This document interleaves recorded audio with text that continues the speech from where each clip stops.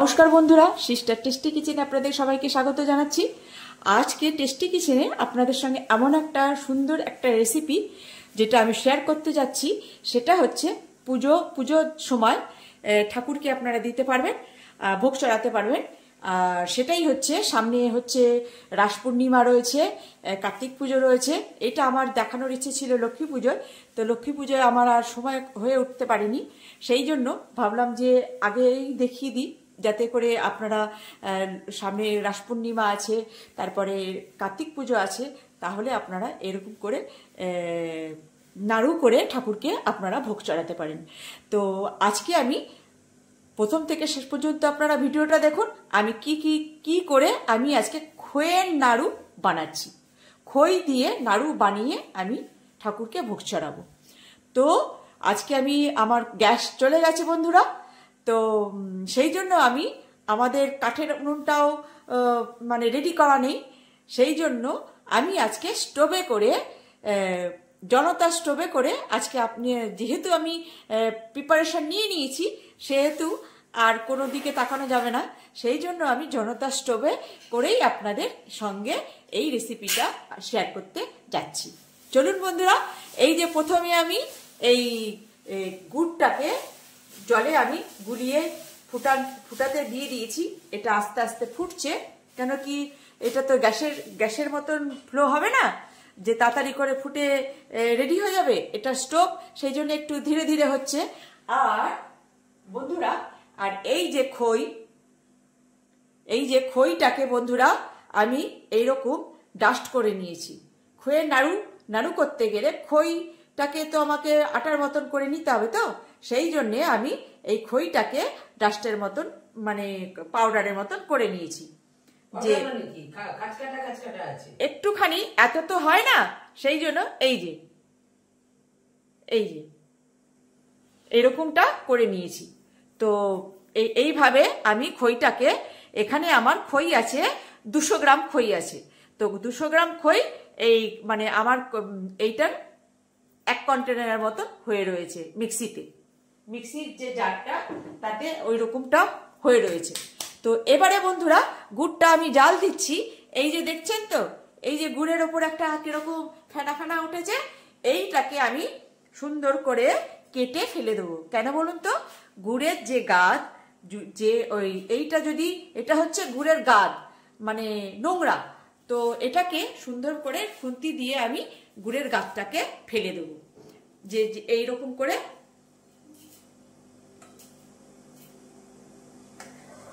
এই দেখুন, এটা হচ্ছে গুড়ের গাদ, এটাকে আমি ফেলে দেবো, এটা নোংরা। এইভাবে যতক্ষণ এটা বেরোবে ততক্ষণ পর্যন্ত আমি ফেলতে যাব, নইলে পরে গুড়টা এভাবেই করতে হয়। গুড়ের কোনো জিনিস করতে গেলে এভাবেই গুড়ের গাদটাকে কেটে ফেলে দিতে হয়, ফেনাটাকে। দেখছেন বন্ধুরা, যে আমি এবার গুড়ের গাদটা ফেলা হয়ে গেছে, কতটা পরিষ্কার মনে হচ্ছে গুড়টা। এবারে আবার যখন ফেনা হয়ে আবার যখন হবে, তখন আবারও আমি ফেলে দেবো, যদি মনে করি যে হ্যাঁ নোংরা ভাব আসছে। তো আপনারাও যদি যখন এই কাজটা করবেন, তখন এই গুড়ের গাদটাকে ভালো মতন ফেলে নেবেন, তাহলে গুড়টা একদম নিট অ্যান্ড ক্লিন হয়ে যাবে। বন্ধুরা, এবার দিয়ে দেব একটু আদা খইয়ের সঙ্গে খুব সুন্দর একটা ফ্লেভার ছাড়বে। সেই জন্য আমি এই যে আদাটাকে একদম থেতো করে দিয়েছি, এমনভাবে যে একটু রোয়া রয়েছে। এই যে রোয়া এক একটা ইয়েতে পড়বে, সেই জন্য গুড়ের মধ্যে দিয়ে দিলাম, যেটা ফুটে ওর ফ্লেভারটা গুড়ের সঙ্গে মিশে যাবে। তাতে করে যে খইয়ের নাড়ুটা করব, সেটার ফ্লেভারটা এত সুমধুর একটা গন্ধ ওরে বন্ধুরা, তো হেভি লাগবে গন্ধটা। আদার যে ফ্লেভারটা সেটা দিয়ে দিয়েছি, এই যে গুড়ের সঙ্গে মিশে যে আদার যে গন্ধটা পুরো গুড়ের সঙ্গে মিশে যাবে। তারপরে যখন খইয়ের পেস্টটা আমি দেব, তখন যখন নাড়ু পাকাবো, নাড়ুটা খেতে মানে হেভি লাগবে। তো যেহেতু আমি ঠাকুরকে ভোগ চড়াবো, সেই জন্য বন্ধুরা অত ফ্লেভারটা মানে না খেলে বোঝা যাবে না যে কত সুন্দর লাগবে নাড়ুটা। জানেন তো বন্ধুরা, এখানে আদার পেস্ট না দিয়ে ওই পাউডার কিনতে পাওয়া যায়। তো পাউডার তো আমার শেষ হয়ে গেছে, ঠিক আছে। যদি আপনার কাছে যদি আদার পাউডার থাকে তাহলে পাউডার দিলে আরো বেটার লাগবে, কেন কি এখানে তো আদার তাও একটু কুচোটা মুখে বাঁধবে, সেই জন্যে আপনার কাছে যদি পাউডার থাকে না বন্ধুরা, তো আপনারা পাউডার দিয়ে কাজ করতে পারেন। কিন্তু আমার পাউডারটা শেষ হয়ে গেছে, তো সেই জন্য দিদি বলল পাউডার শেষ হয়ে গেছে, তাই কি হয়েছে, এইভাবে দিয়ে তাহলে ঠিক হয়ে যাবে। তো সেই জন্য আমি আদাটাকে এমনভাবে থেতো করে দিয়েছি যাতে মানে মনে হবে বাটা আদা, এইরকম করে থেতো করে দিয়েছি। তো দিদি বলল এতেও সুন্দর গন্ধ আসবে। পাউডার শেষ হয়ে গেছে তাই কি হয়েছে, তো এটা দিয়ে বলে না যে একটা জিনিস আমার কাছে নেই, নেই তো নেই, তার সাবস্টিটিউট কিছু পদ্ধতি আমি বার করেই নেব যে যেটা দিলে কাজ হয়ে যাবে। তো দিদি বলল এটা দিয়ে কর, তাহলে এটা হয়ে যাবে, কেন দিদি আমার হেল্প মাস্টার, সব কিছুতেই হেল্প করে। তো রান্না কুটনো কাটা থেকে বাটা থেকে তারপরে সব কিছু, ক্যামেরাটাও ও খানিকটা ধরে আমাকে হেল্প করে দেয় সেই হিসেবে। তো আজকে দিদি অন্য কাজে একটু ব্যস্ত আছে, সেই জন্য আমিই করছি একা একা। দিদি বলল এই কর, তো আমি এই করে নিজেরটা নিজে করে নিলাম। দিদি ওদিকে অন্য একটা কুটনো কুটছে, যেটা রাত্রি আমাদের রান্না হবে। তো সেই জন্য আমি এটা এভাবে করে নিলাম।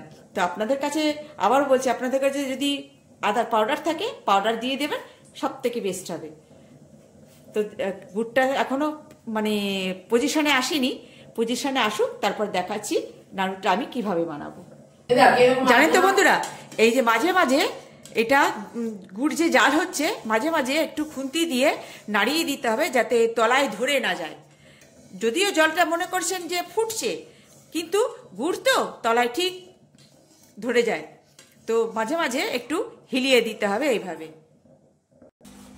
বন্ধুরা এরকম গ্যাজা হচ্ছে, কিন্তু আবার এইরকম গ্যাজা দেখে ভয় পেয়ে যাবেন না, এখানে এটা গুড়টা জাল হচ্ছে কিন্তু, ঠিক আছে। যখন এরকম গ্যাজা হয়ে ফুলে উঠবে তখন খুন্তিটাকে এরকম মানে কখনো বাজারে গিয়ে দেখেছেন জেলেরা যখন চারা মাছের জলে থাবড়া দেয়, ঠিক ওই রকম একটুখানি এরকম থাবড়া দিলেই ওই গুড়টার ফেনাটা নরম হয়ে যাবে।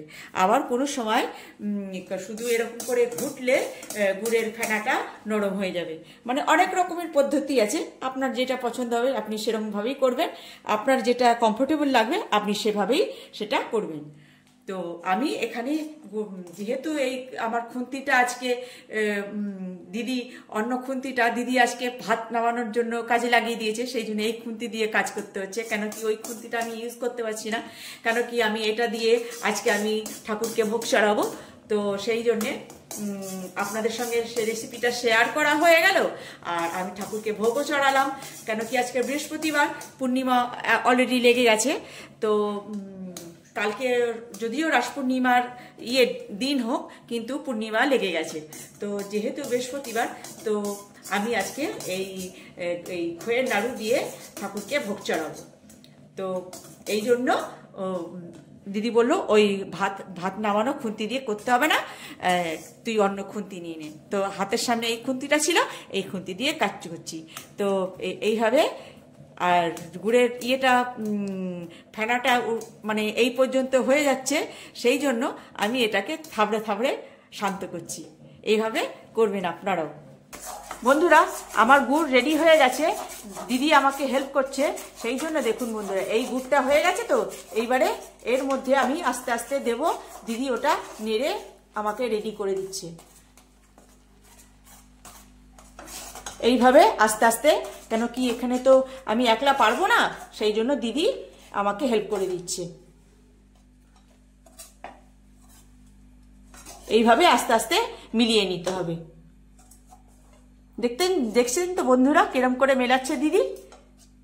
এইভাবে আস্তে আস্তে ধরে ধরে ধরে ধরে গুঁড়োটাকে মিলিয়ে নিতে হবে। এই যে পুরো আমি পুরো খালি করে দিয়ে দিলাম। তো এবারে দিদি এইভাবে মিলিয়ে এটাকে রেডি করছে। কেন কি ক্যামেরাটা আজকে আমি এখন ধরে রেখেছি, দিদি ওটা আমাকে ঠিক করে দিচ্ছে, রেডি করে দিচ্ছে, যাতে আমি নাড়ুটা বানাতে পারি।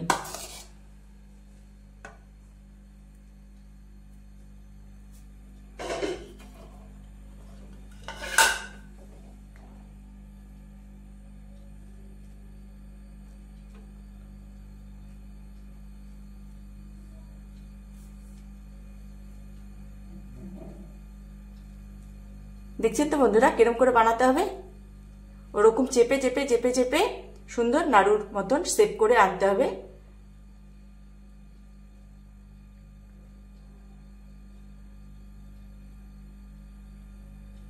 এই যে বন্ধুরা এরকম করে নাড়ু পাকাচ্ছে।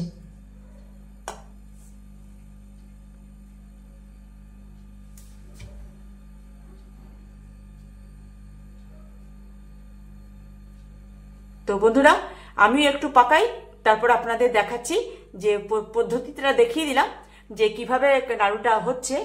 তো এবারে আমিও ধরে করে দিই, নাহলে ঠান্ডা হয়ে গেলে আর মানে ওটাকে পাকানো যাবে না। ঠিক আছে বন্ধুরা?